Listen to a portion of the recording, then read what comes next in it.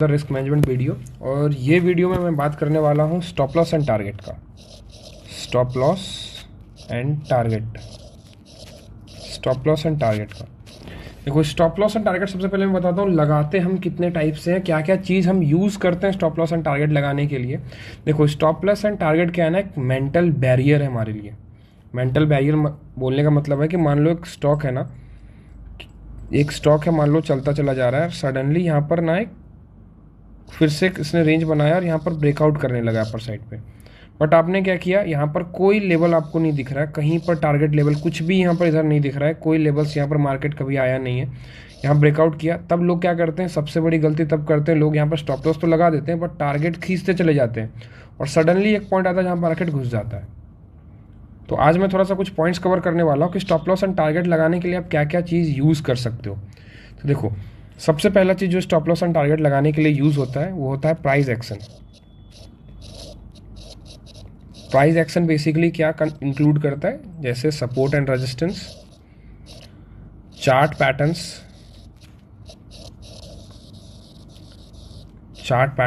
Candles, similarly candlestick patterns, that's it. इसे हम बोलते हैं price action based stop loss and target. ठीक है। दूसरा जो हम यूज़ कर सकते हैं वो कर सकते हैं डाटा बेस्ड। डाटा बेस में हम बेसिकली क्या यूज़ करते हैं, वॉल्यूम यूज़ करते हैं। वॉल्यूम के बाद ऑप्शन चेन यूज़ कर सकते हो, ऑप्शन चेन का डाटा आप यूज़ कर सकते हो। Institutional buying zone and selling zone use कर सकते हो, buying and selling zone use कर सकते हो। अब जो थर्ड चीज़ आता है जो अक्सर लोग यूज़ करते हैं और ये बहुत इजी भी होता है, वो होता है इंडिकेटर।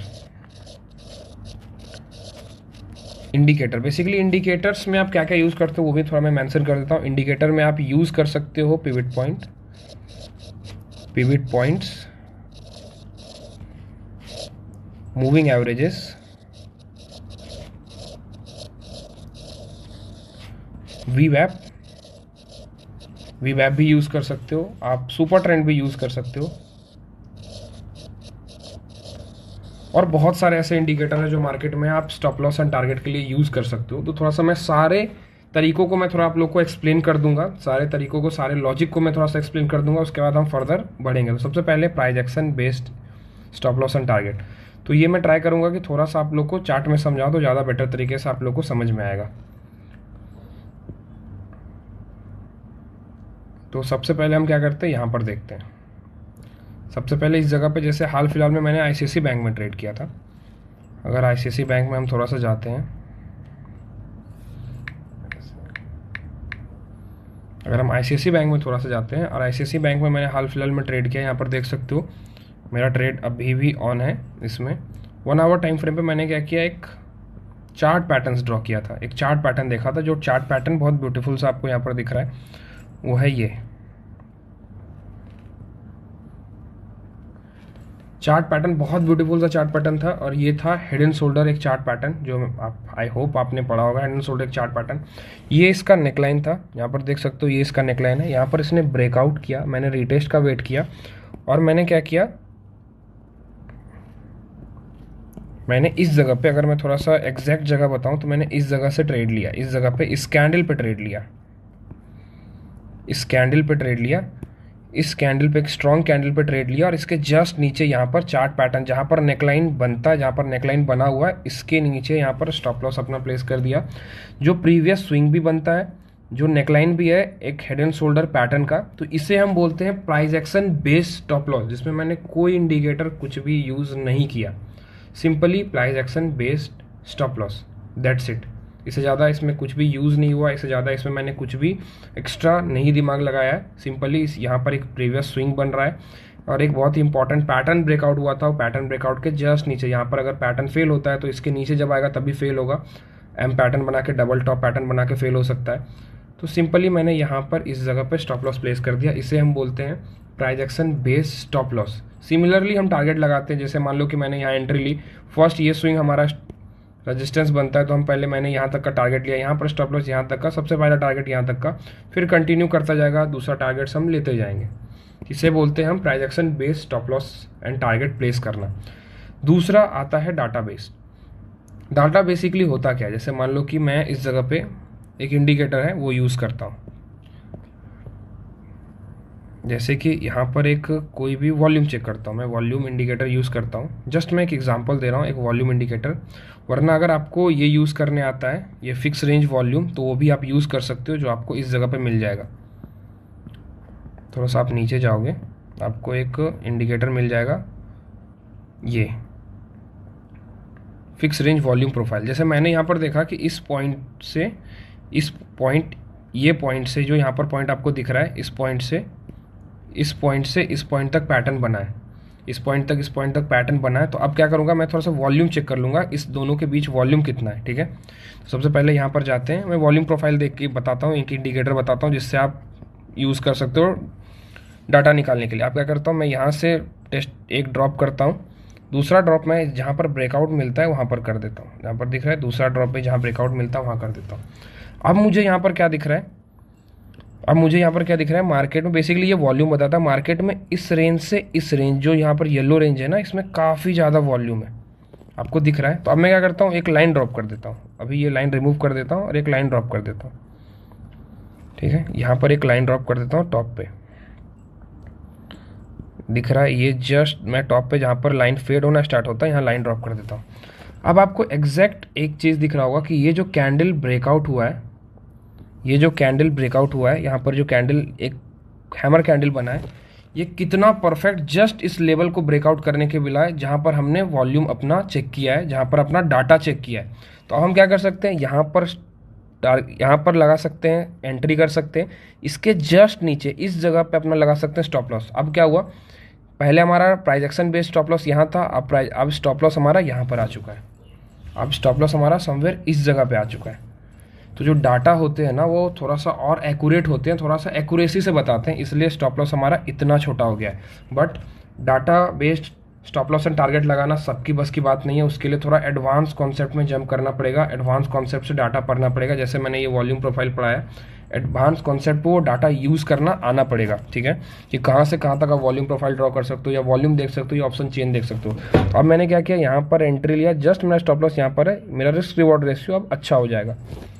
ठीक है, मतलब पहले जो 1:1 होगा वो अब 1:2 हो जाएगा, क्योंकि अब स्टॉप लॉस मेरा छोटा हो चुका है। तो ये दूसरा एग्जांपल था डाटा बेस्ड स्टॉप लॉस कैसे लगाते हैं।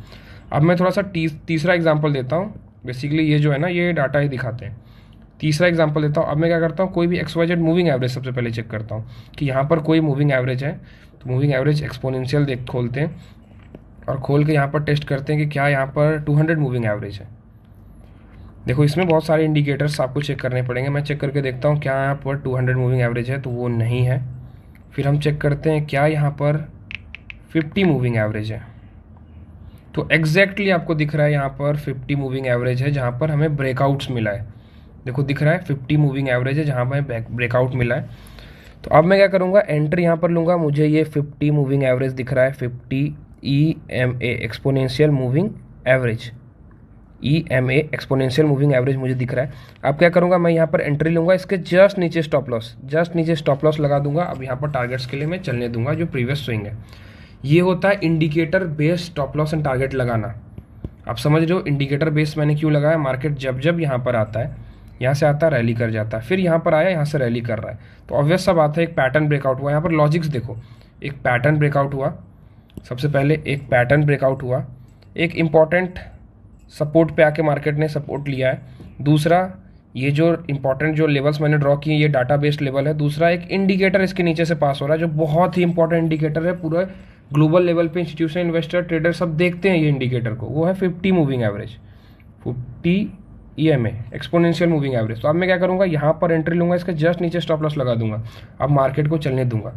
तो ये हो गए stop loss on the basis of stop loss and target on the basis of indicator. तो आपको यहाँ पर एक बात समझ में आई होगी, जो बंदा प्राइस एक्शन के बेस पे स्टॉप लॉस लगाता है, प्राइस एक्शन बेस पे स्टॉप लॉस लगाता है, उसका स्टॉप लॉस थोड़ा बड़ा होता है। जो डाटा बेस पे लगाता है उसका सबसे छोटा होता है, और जो इंडिकेटर बेस पे लगाता है उसका मिडिल में होता है, बेसिकली मीडियम होता है। तो यही समझो सबसे पहले कि आपको ये सब चीज़ मास्टर करना पड़ेगा आपके स्टॉप लॉस एंड टारगेट को छोटा होने के लिए। कभी कभी ऐसा हो सकता है कि प्राइस एक्शन बेस्ड में अगर स्टॉप लॉस लगाओगे तो वो छोटा स्टॉप लॉस लगे, कभी कभी ऐसा हो सकता है इंडिकेटर बेस में बहुत बड़ा स्टॉप लॉस लगे, कभी कभी ऐसा हो सकता है डाटा बेस में बहुत बड़ा स्टॉप लॉस लगे। तो अगर आप ये 3 तरीके मास्टर कर जाते हो स्टॉप लॉस लगाने का, तो बहुत ईजिली आप प्रॉफिट्स बना सकते हो, stop loss and target place कर सकते हो कोई भी चार्ट्स में। तो जैसे कि आप देखोगे मैंने प्राइस एक्शन बेस्ड आप लोग को पढ़ाया है, प्राइस एक्शन बेस्ड अगर देखोगे चार्ट पैटर्न्स पढ़ाया है, चार्ट पैटर्न्स पे काम करो। मैंने इंडिकेटर बेस पढ़ाया है, इंडिकेटर बेस में आपको चारों इंडिकेटर्स, पांचों इंडिकेटर्स जितने यहाँ पर दिख रहे हैं, जितने यूजफुल हैं, सारे इंडिकेटर्स पढ़ाए हुए हैं मैंने। अब जो है बचा हुआ वो डाटाबेस में मैं वॉल्यूम ऐड कर दूंगा, ऑप्शन चेन, ये दोनों भी आप लोग पढ़ लोगे जिससे आप बहुत इजी तरीके से यूज़ कर सकते हो। तो फ्यूचर ऑप्शन सेगमेंट में आपको ऑप्शन चेन से आप कैसे स्टॉप लॉस एंड टारगेट लगाते हो वो आपको समझ में आ जाएगा। अब बात करते हैं रिस्क मैनेजमेंट के कॉन्सेप्ट पे। सबसे पहले समझ गए, देखो स्टॉप लॉस बेसिकली क्या है ना, एक बैरियर है। स्टॉप लॉस एक बहुत बड़ा बैरियर है, और वो बैरियर आप तभी हटा सकते हो जब आप स्टॉप लॉस एक्सेप्ट करना सीख जाओ। 90% लोग स्टॉप लॉस एक्सेप्ट नहीं कर पाते हैं। उनको क्या होता है, लगातार 4 दिन प्रॉफिट होंगे, वो समझ लेंगे कि हम ही भगवान हैं, 5वें दिन जितना प्रॉफिट है सब खा जाएंगे। तो स्टॉप लॉस लेना समझो। जैसे मैंने 15,000 का एक एग्जांपल दिया था, 15,000 आपका रिस्क पर डे होना चाहिए, रिस्क पर ट्रेड होना चाहिए।